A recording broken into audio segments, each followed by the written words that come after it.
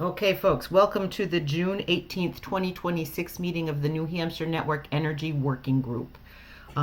So the first thing I want to talk about, I put over in the chat, I wanted to make sure that everybody was aware that the New Hampshire Department of Transportation has a funding opportunity for Phase 2 electric vehicle infrastructure. And Phase 2 is for fast charging for your EVs. And there's a request for proposal. It's an RFP.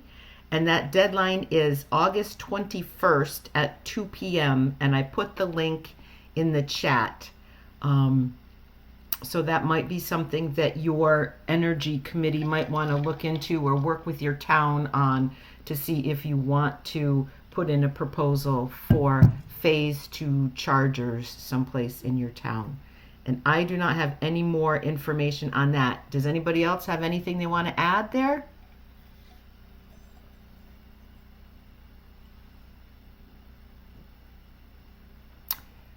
Okie doke. As usual, if you've got questions, I can always try to help. And usually, Clean Energy New Hampshire folks are up on these kinds of things, and they may be able to help too. And I'm a little surprised that we're not seeing them here on the call today. So without further ado, then I'm going to turn it over to Paul Bemis to talk about the New Hampshire Citizens Energy Bill of Rights. And Paul, if you want to share something, sharing should be turned on for you. Okay, thank you, Mary Beth. I think that part of the issue here is I was just in another meeting. It's Community Power Coalition is doing their legislative review right now, and I think you Oh, probably have some people over there. yeah, yeah. Makes So perfect sense. let's see here. Where's my share? Here it is. Okay, so one of the things you just talked about is what can we do? And one of the things I'm noticing is there is no good place for discussion about upcoming energy legislation to take place in our state. I'm wondering if this forum might be a way to do that. Um, we talk about it on one side of the aisle or other side of the aisle, and I see bills being put forward. I've been in the legislation and watched bills being put forward, but there seems to be no comprehensive policy, no comprehensive set of goals that we seem to be striving for. So I put together what I consider to be some things that I think make sense. I'm interested in feedback on this. I'm going to go through them in succession here, and I'm looking for reaction. There's, I think, only 7 of us here, but I'm really interested in what you have to say about this. So it starts off by saying that the New Hampshire Citizens Bill of Rights affirms that energy systems be designed and governed to lower cost, lower consumer energy costs, empower our communities, reduce dependence on fossil fuels, enhance resilience, and ensure that the economic and environmental benefits of the energy transition are shared equitably by all participants. Pretty long sentence. There's quite a bit in there. You notice I went right for lowering cost. If we're not lowering cost here, friends, then we're barking up the wrong tree. We can't get bipartisan support if we don't try to lower costs. And I think there's tremendous potential to lower costs. Empower communities refers to resiliency as well, and also the idea of having community power, whether it's the Community Power Coalition in New Hampshire, or whether it's your local little town with a solar array and you want to share that solar array to some of the more unfortunate people in your town who are living with what is called energy poverty. Reduce dependence on fossil fuels. I'm sure my friend John Gage here will be all over that, because fossil fuels are not only volatile to us with respect to, of course, price, but they're also a pollutant. Whether you want to look at PM 2.5 or carbon dioxide, they're bad. I mean, we have to stop lighting things on fire here. It's killing us. And then, of course, resilience. Now, resilience is mostly related to a loss of the grid, major power outage. What do we do? Other communities are facing that, and I think each of our towns has a responsibility to have some kind of plan in the case that we lose the grid due to weather conditions that are becoming more and more popular. There is an energy transition going on. We're in the midst of a transition, an electrification of energy. We are standing in the middle of a major trend that most aren't aware of. It is considered to be the most significant transition that has occurred since the Industrial Revolution. The price of solar is continuing to decline. Every year it declines more. It declined again 30% last year. It declined 30% the year before. Its deployment continues to rise. Its cost falls. It continues to exceed expectations. And when we look back on it 10 years out, we're going to see this was a major trend. We're right in the middle of it. And I used solar, but batteries doing the same thing. Batteries falling even faster. And the combination of these things, solar, battery, and wind. I know wind, the Trump administration is not in favor of wind. They're buying back leases. In the paper today, they bought back another $1 billion worth of leases of wind potential off the shores of our own states, Maine being one of them. But it is happening right throughout the world. And I want us to participate in it. So the first one I have is affordable, reliable, and sustainable energy. Affordable. I go back to that. Affordable, reliable, sustainable. It captures the essence of price, resiliency, reliability, sustainability. The sun's not going to go away. The wind is not going to stop blowing. We can harness these energy sources. There are others, and including deep geothermal. Deep geothermal looks pretty interesting at this point. Drill a hole in the earth. There's 10 to the 44th joules in the earth. The earth's heat will outlive the sun's sunshine. We don't have to worry about depleting the energy in the earth. It's been uneconomical to go get it, but that's changing. The right to generation, ownership, and sale at a fair market price. There's a lot right there. Generation, solar, wind. Ownership, you get to own it. And fair market sale price. So the question I have for you is, why is it fair that I can go chop wood down on my property and sell it to anybody I want at fair market value, but I can't generate a kilowatt hour of electricity from my rooftop and sell it to anybody I want at a fair market value? It's not allowed. I have to sell it to one group at a fixed rate defined by them. So what's fair about that? Where's the fairness in that arrangement? Yet that's where we are. We sell our solar electricity on our rooftops, if we have it, if we're lucky enough to have it, at a fixed rate defined by the people who supply us electricity. Why? Why is that? Right to choose our energy supplier for both generation and distribution. That's a pretty significant one. We already do it for generation, although it's being crawled back. As you're probably aware, the governor is about to sign a bill that allows the utility companies to have up to 8% of their own generation. So we're adding generation back to the utilities, returning to a policy that didn't work in the past. The right to choose energy supplier, anybody I want, for both generation. We can do that today. We can use community power. We can use direct energy. There are multiple sources. And distribution. Why am I locked with Eversource? Why is Eversource the only distribution supplier I can choose here in my town? Why can't I choose electric co-op? In fact, in my town, part of the town actually does use electric co-op. So it's not about the technology. It's not about the wires. This is an arrangement that has been made that dates back to the early 1900s that just doesn't work anymore and should be looked at, should be changed. The right to energy justice, that refers to the fact it shouldn't be just something that wealthy people can afford. It should be available to everyone. The benefits of this technology, wind, solar, battery, heat pump, electric vehicle, should be shared by everyone regardless of income level. And it can be. There's no reason why it can't be. We see examples of it here and there. In Plymouth, New Hampshire, the Plymouth Area Renewable Energy Initiative has a solar array, and the benefit of that solar array goes to low-income people in the town of Warren, New Hampshire, 50 miles away. How come they can do it, but we can't do it in general? Where are the policies here that allow this to occur? And then the right to participate in energy governance. Right now, we have this discussion being done behind closed doors between the PUC and Liberty Utilities, unless you go and participate in it and try to work your way in. This is all being done without our participation of our towns, the participation of the citizens in New Hampshire. So these are the five. These are the five, what I would consider rights of New Hampshire citizens to fairness in the energy market. And this, I didn't come up with this on my own. This comes from a bunch of work that I've done on researching this topic, looking at things that other people are doing in other states.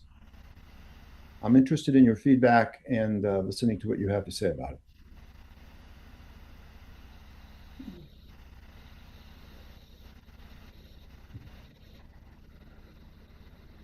Paul, can you tell us where you want to go with this? Is this something that would become a resolution to be voted on in the legislature? What's the What's the goal? what's the goal? The goal is to influence our legislature.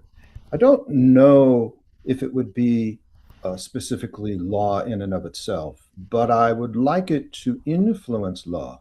For example, at the moment, we're now being asked to advise a couple of candidates who are going to run for office on policies of energy. You may be asked, Mary Beth, you're going to be in the legislature, okay? Well, Right? I'm running for it. Let's hope I No, get you're there. going to be in. You're going to be in, Mary Beth. I'm voting for you. So You better not. That would be fraud, Paul. you have my virtual vote, okay? But I part of the opportunity here that we have as a collective group is to share ideas and speak from the same point of view. In other words, if we can use this kind of thing that I've suggested as a way to influence the candidates in our geographies who are running, then it's quite likely we will get legislation that conforms to it. So, to answer the question, no, I don't think it'll be direct legislation based on this, but it will be legislation around it. I was just on a call with Community Power Coalition in New Hampshire, and they're fighting the fight and have gotten bills that pass that don't allow, for example, the utilities to undercut their prices to compete against, basically shift their price into distribution and transmission to compete against Community Power Coalition in New Hampshire. Okay. So just to remind you, Community Power Coalition in New Hampshire is a nonprofit organization with low overhead. Therefore, you would think that they would have a lower generation rate than, say, Eversource, who has much higher overhead, et cetera. And in fact, it would be true. But Eversource is cutting the generation rate and shifting the cost over to distribution and lying about it. And they just got caught doing it, and so didn't Liberty Utility. And the PUC is now telling them they can't do that. That goes to this issue of fair market pricing, affordability. All right.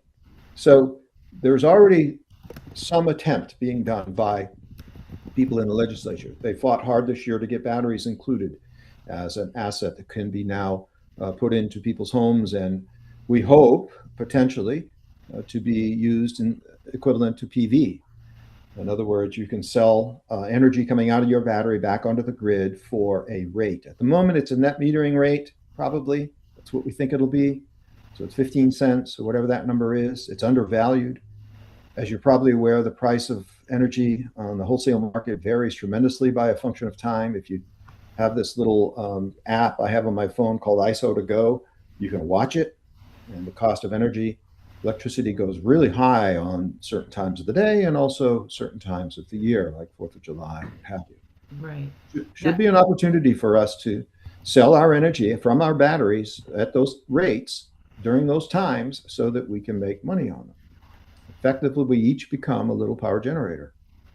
So I noticed that Tom has his hand up, so I want to give him a chance to comment. Go ahead, Tom.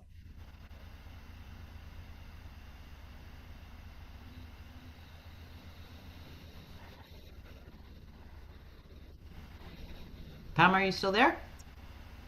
If you're talking, you're on mute.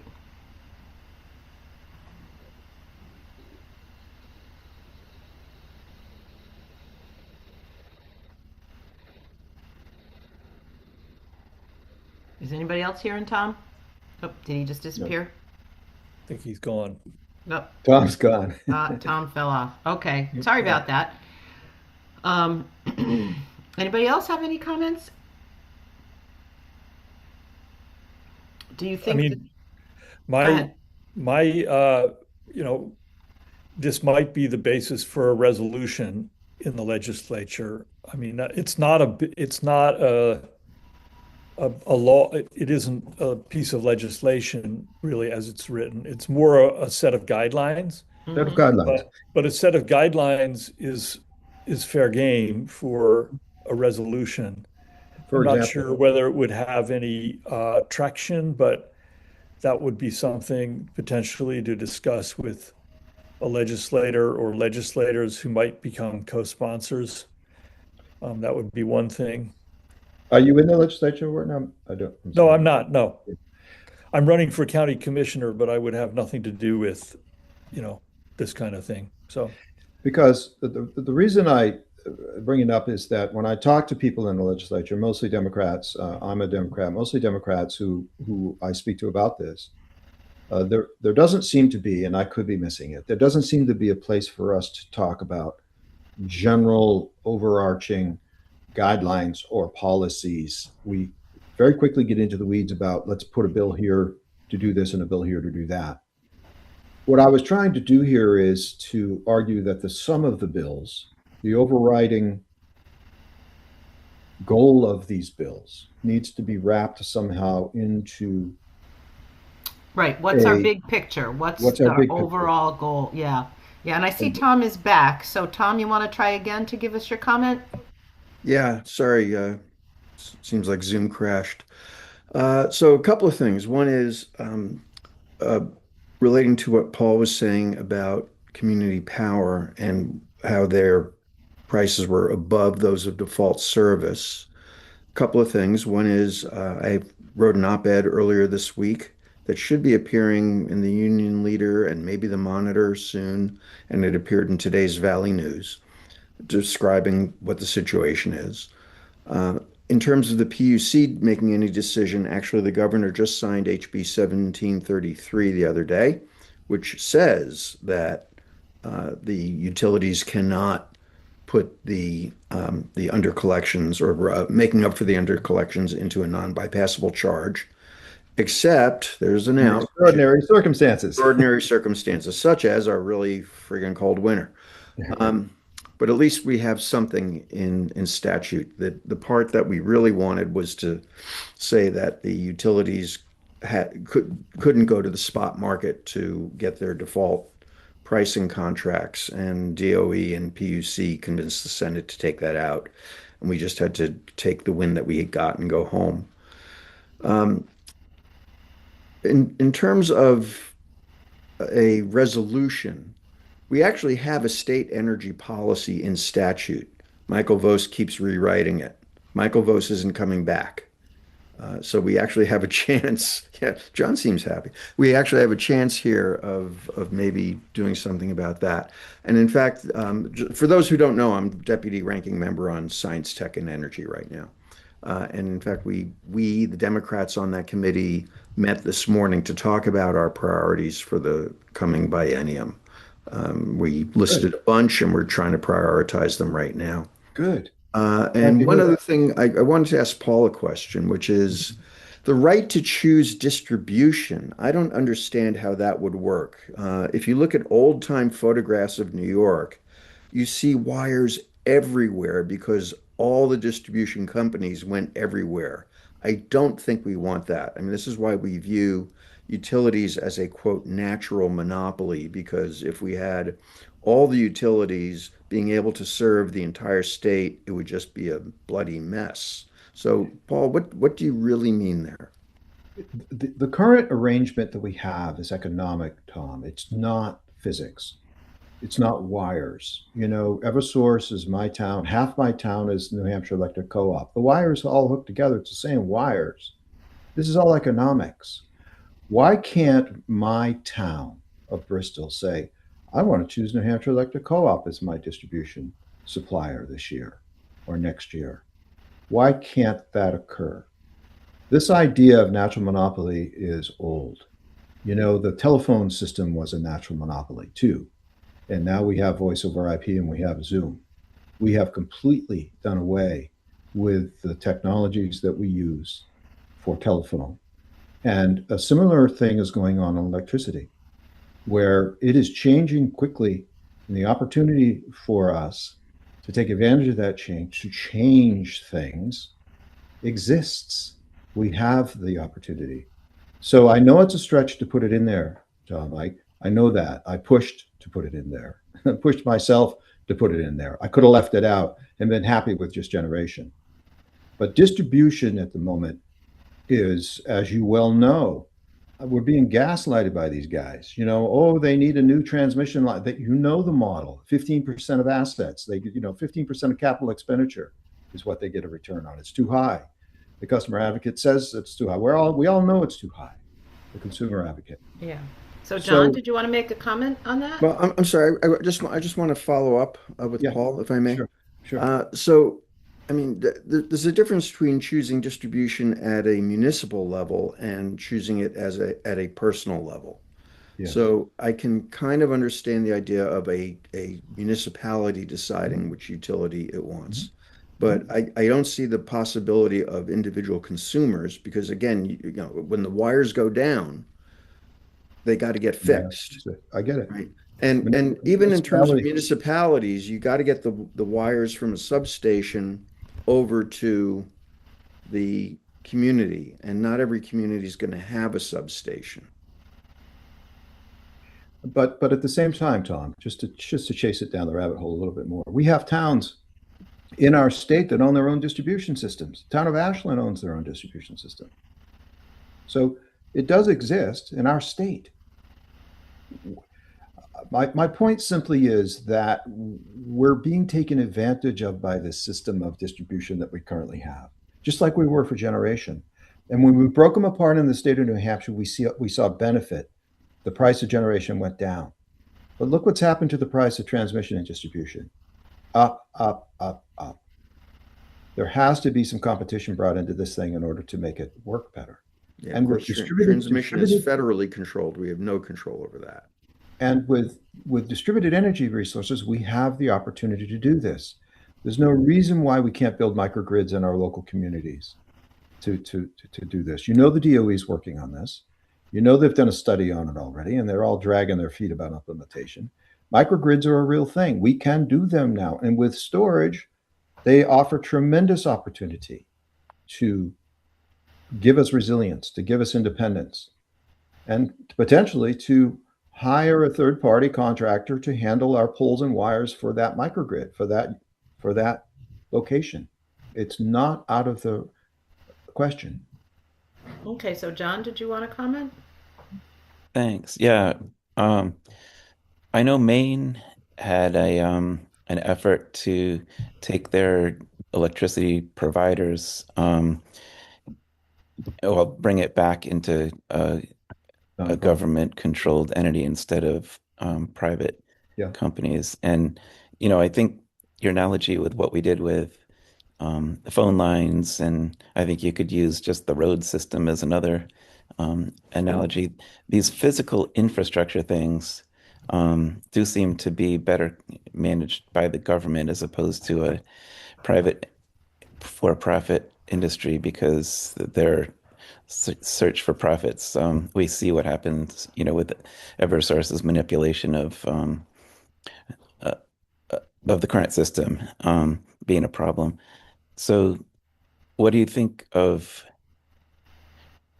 I guess, freedom of distribution, right to choose does make sense as far as the microgrid level and things like that. But there's, regional transmission, interregional transmission, and the big wires, and we, relying on competition and user choice doesn't seem to expand to that layer. But maybe It may not. It may not go to the major grid to transmission, but distribution's fair game. I think we already have it in our state, right? We have You know, if you look at our state, it's carved up into four sections: Unitil, Liberty, Eversource, and the co-op. The co-op is a nonprofit, you know, so that's even an example of a nonprofit. Community Power Coalition New Hampshire is a nonprofit. I agree with you, John, about getting the profit motive out of it, because it shouldn't be about shareholder wealth. It should be about, you know, reliable, sustainable, affordable energy for citizens. And these two are at odds with each other. You can make the same argument in healthcare, for example. So, and what's going on here is a fundamental change in the technologies here, through the continued decline in cost.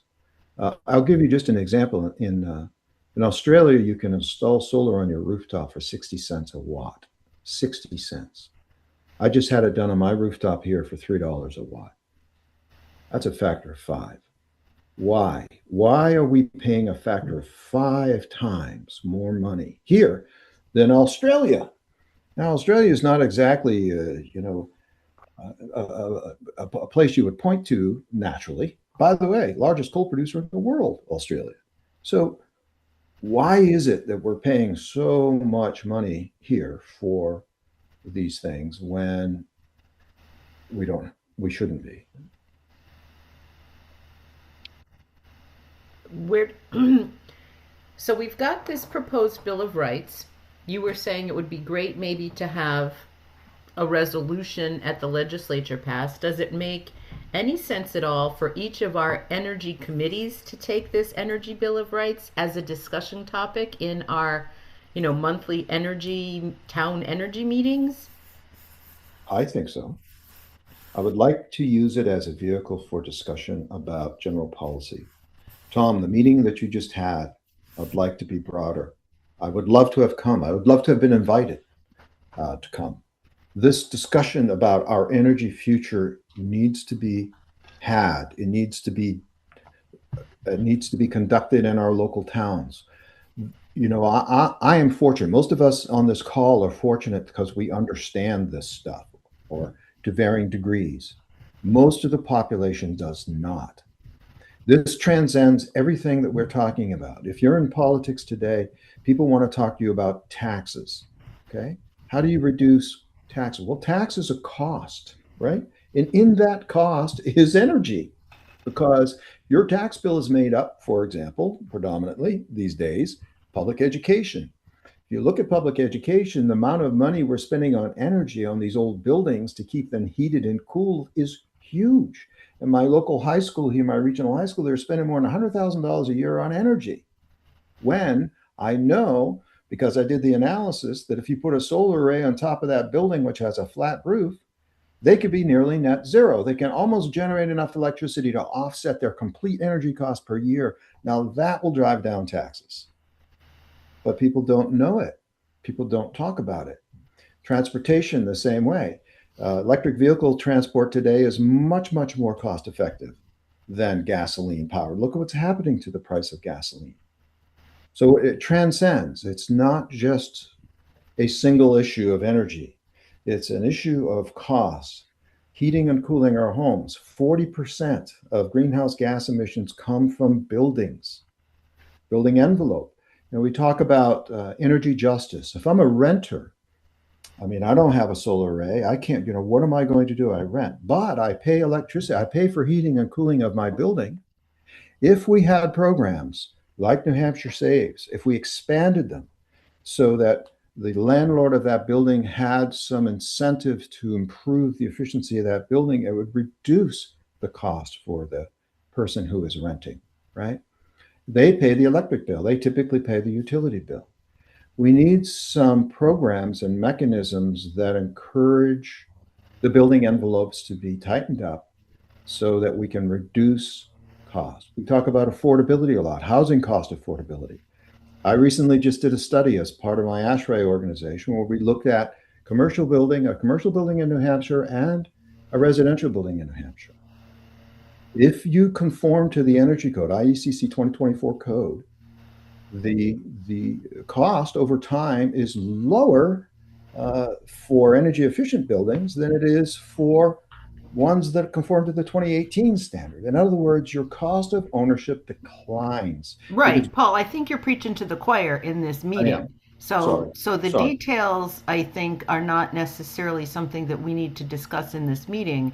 What's Yeah. of broader interest to me is what, if anything, do we as a working group want to do with your proposed energy bill of rights? Do we want to discuss it at our town energy committees? Do we want to work on a resolution? Now, we have a different work group, or at least I thought we did, for working on legislation, but it always overlaps, right? Um, and I think this is a really good way for us to think about the next item on the agenda that I wanted to talk about, which is what are the goals of this working group for the next 12 to 18 months? This Energy Bill of Rights gives us a framework to look at the big picture. Do we want to work on affordability or reliability or energy justice? Is it beyond the scope of energy? You know, is some of these like distribution, we might say, well, that's beyond the scope, maybe, maybe not. I was just thinking of the way we've been operating is mainly just looking at what's been going on, and we've been pretty reactionary as a group. Do we want to pick an area, like we want to get all of our towns that have energy committees to make a net zero plan? I'll tell you, Merrimack is not discussing that concept at all, right? Do we want to try to, as a group, help each other get solar on at least one more municipal building in each of our towns?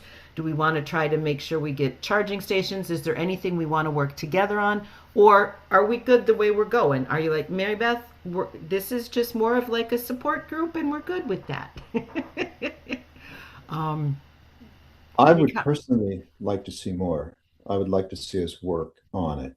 Um, so, so here's the thing: we have the beginnings here in this group, who I think Susan started this group, and I instigated it. But we have the beginnings of a coalition of people from different geographies in the state who are interested in this topic and see it as a benefit to their community. I think the opportunity exists for us to use that conduit as a way to build consensus in our communities. uh-huh. So to that end, I would like, people to have conversations about this with their communities and see maybe what comes of it. And so are you asking for any particular action or to just have a discussion? And then I see Wharton's got his hand up and then Catherine. I think this is a very ambitious statement. So I think it's not something that, I think it's really kind of too much. I'm on an energy committee. I see the role of the energy committee as being very much more at a detailed level, making efficiency improvements, perhaps installing some renewable energy in our town. Kathy is actually the head of the Sandwich Energy Committee. And this Energy Bill of Rights is more appropriate for a state resolution. I don't really think necessarily that our town would consider like a warrant article supporting this. I think it's too broad, and it would scare off a lot of voters in our town. So I just don't think it has a place for us in Sandwich. That would be my personal opinion. As far as what the energy group might want to focus on, I would do more of what the town energy committees are doing, but at more of either the county or probably state level. So you could, for example, try to encourage the state to put solar arrays on some of the buildings it owns and maintains, or improve efficiency in state buildings. And that's something that you could do with either legislation or for some discussion with the the New Hampshire Department of Energy. So I think those would be good targets for discussion to see if we could move the needle on, greening the power that the state of New Hampshire actually uses. Those are suggestions I have for ways this group could focus on a specific goal and pursue it, either legislatively or in discussions with the Department of Energy. I think that those would be interesting initiatives to try and do.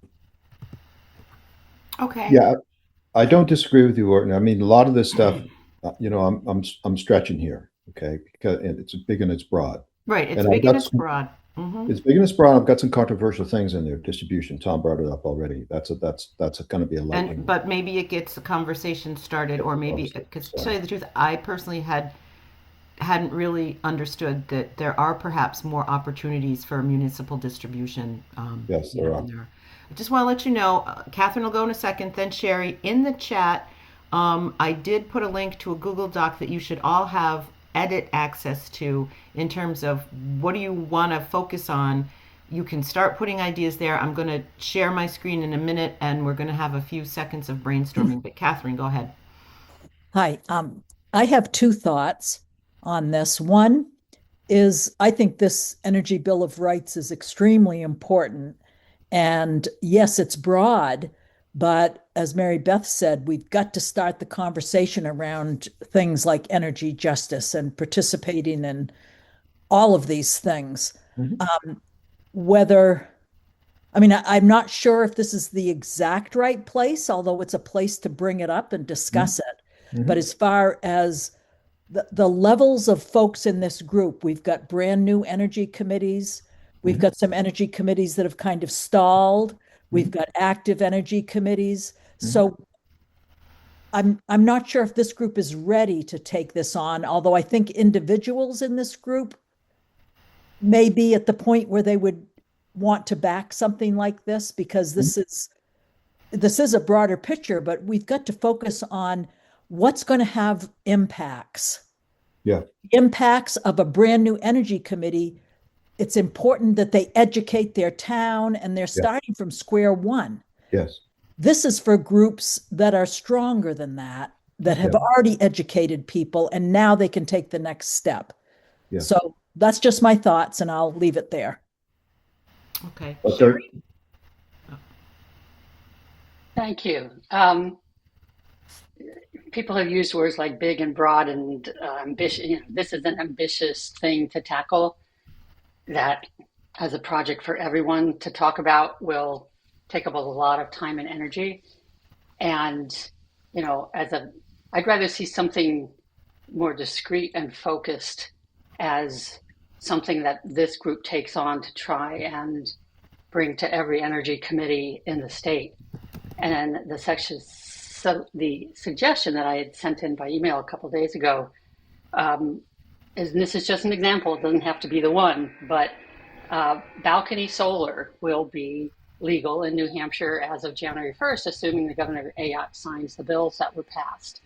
And Vermont too, that just needs a signature by the governor. We recently had a meeting in cities around the Upper Valley in both New Hampshire and Vermont. Good turnout, organized by Vital Communities. And there was a main speaker about heat pumps, and then there were various tables where people gave other talks. One of our members of the Lebanon Energy Advisory Committee, Bill Stearns, gave a talk about, plug-in solar, balcony solar. Very well attended. Lots of people came. They peppered him with questions. They didn't know about it. They weren't familiar with it. You mean I don't need to get a permit? I don't need to spend thousands to put it on my roof? This was news to everybody. And if we had a campaign of having every energy committee figure out the best way to promote this in their community, by January 1st, we could have a much bigger uptake of people getting plug-in solar than if we don't do that. So that's one idea. I think it's doable. Yeah. It has concrete, measurable results. And that takes us to what I wanted our last activity to do for this meeting is to brainstorm. If you don't have access to this doc, just let me know in the chat. Everybody should be able to put your name in one of these cells and just jot down some ideas. And you could also, say we don't necessarily all need to be coordinated working on something.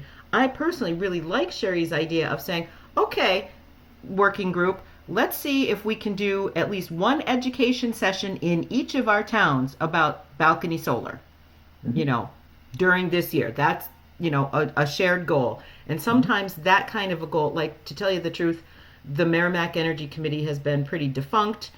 And if we set a goal like that, it would light a fire under me to, get the committee back together and organize something that's kind of doable in that respect.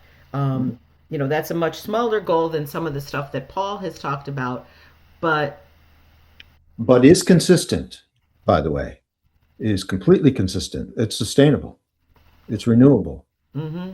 So I don't think these things are mutually exclusive. And I wasn't attempting to try to push this down everybody's throat and so forth.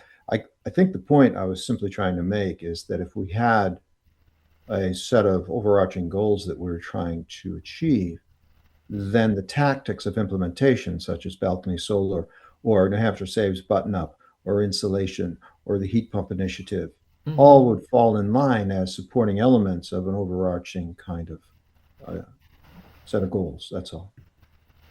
Yeah. And I don't know if you saw in the chat, Paul, I was wondering if we thought maybe your Bill of Rights is something you could take to a political party as part of their platform, to say, do you want Yeah. to put an energy Bill of Rights into your platform? Yes, I was hoping Tom would stay. I mean, yes, I'm trying to as best I can. Whoever will listen, by the way. Okay. So take a few minutes. Yeah, we don't have to all speak. I was going to give us at least 5 minutes to chat some ideas down.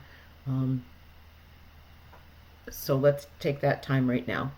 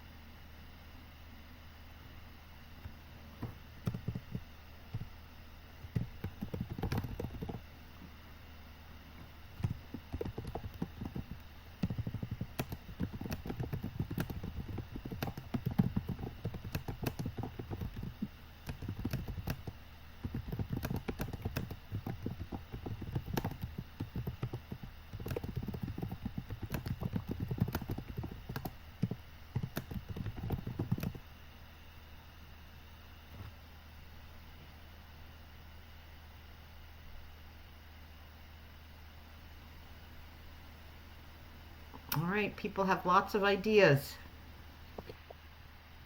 Um,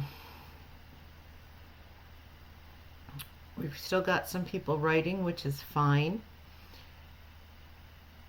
So if you're not still writing, take a minute. So you should have this open in your own window so that you can scroll back and forth and look at it.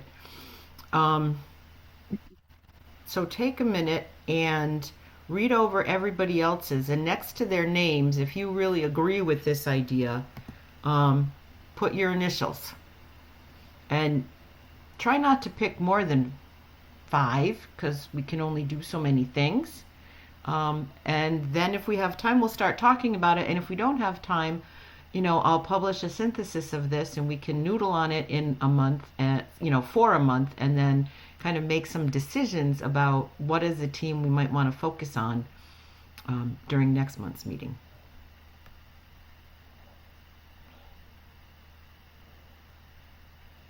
I'm going to put my name next to everything, Mary Beth. I mean, No, my initials are you're violating the rules. First, you want to commit voter fraud, Paul. Now you want to violate the rules.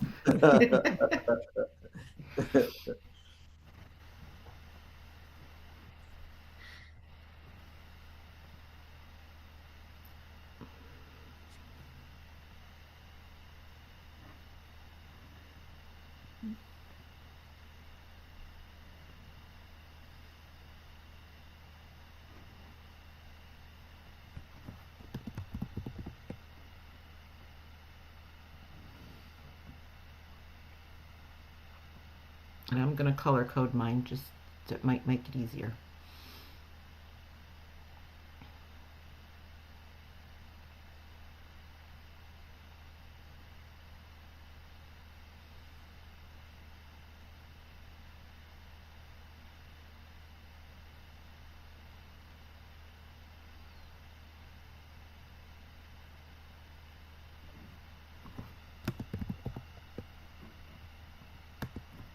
Can we share a doc, Mary Beth? I have a doc here that I'd like to share.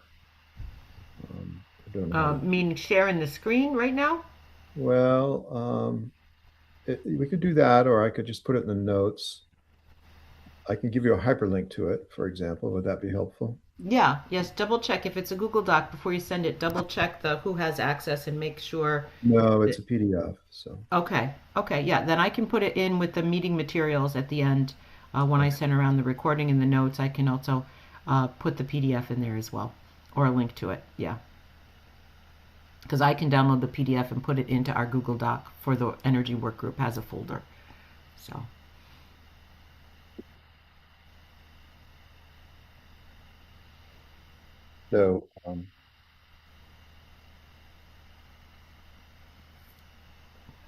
Mary Beth, I like your button-up workshop idea, but I think 2 might be aggressive. Would 1 be okay?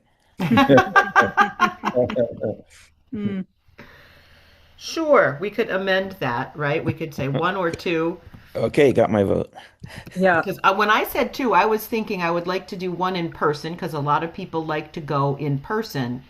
And then I was thinking of scheduling 1 that's like Zoom only because some people find it hard to, get out of the house. Like they may have little grandkids that they need to take care of, but they might be able to do a Zoom. So that's what I was thinking when I was like saying 2, but, I'd like Mary to get it Beth, set up. there's lots of recordings of button-up workshops. That's true. You want to use those, you might save yourself some time. There's a lot of us have captured those, so Oh, great. I'm up for a local button-up workshop and advertise a recording of a workshop. And Yeah, there's the Maker's Mill in I forget where Wolfboro, Tuftonboro is going to be hosting one in September, and in Tamworth we're going to co-advertise it with them. good for you. So That's good. I like doing things kind of regionally because oftentimes some of our towns are so small that we don't know Right. enough That makes people. sense. Yeah. And there's something about having the in-person ones. Like we hosted 2 at my church, like right after Sunday Mass. And I think some people were just like never even thought about it, even though there's recordings, even though they saw email.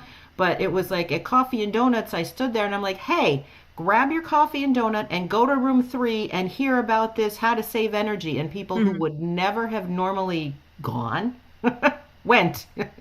And they're like, and a couple of them are like, oh, I signed up for an energy audit. I'm getting insulation. Oh my goodness. So it just, even though it's amazing to me how all this information can be out there, but I think people are so bombarded with information these days that sometimes it takes an extra thing, like it needs to be your neighbor inviting you, or it needs to be you see it on a sign outside the town hall or something to get you moving. So in the chat, Mary Beth, I put a link to a document that you can all download. Okay.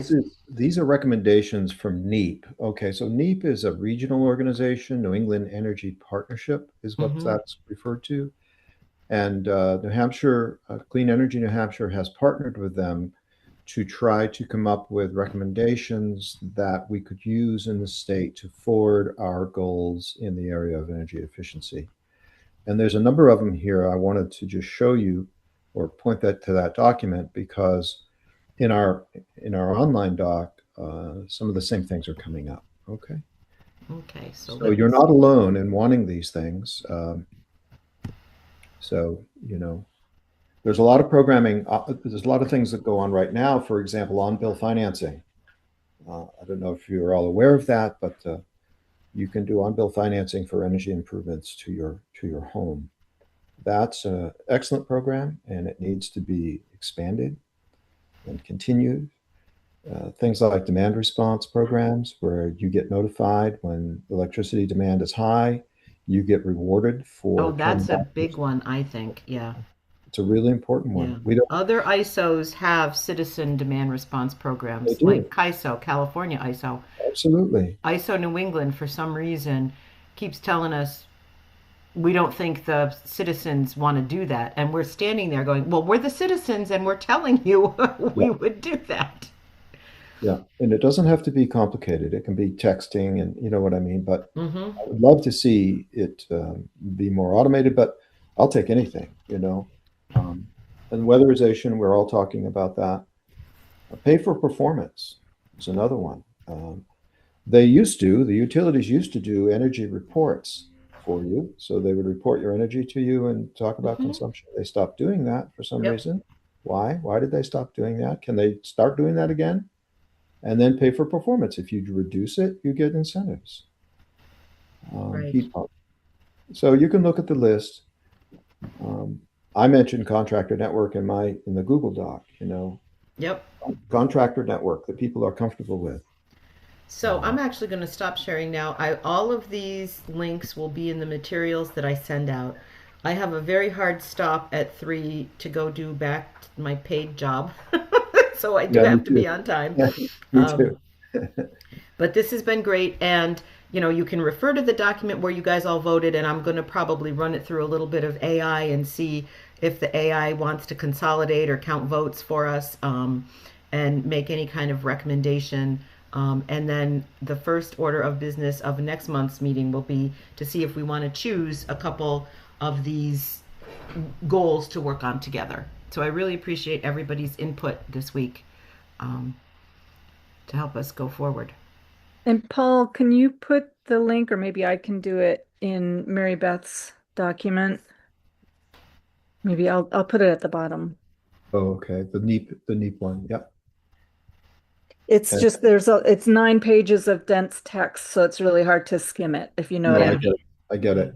I didn't write it, but it's good stuff. It's good stuff. And Mary Beth, I think you have a copy of my material that I use, my Bill of Rights. Do you have that? You better send it to me again, just in case. Okay. And I will put all those materials in the meeting information along with the recording when I send that out, probably later tonight or tomorrow. All right. But thanks for sharing that, Paul. It's really impressive. It's a start. It's not meant to be the end. It's meant to be a start to try to get the conversation going, and to try to coalesce all our thinking around a set of policies that we might all agree on. Understood. And in that respect, being nice and broad and ambitious really makes us start to have the conversation. Right. Okay. Well, thank you, everybody. I'm going to let you go a whole minute or two early.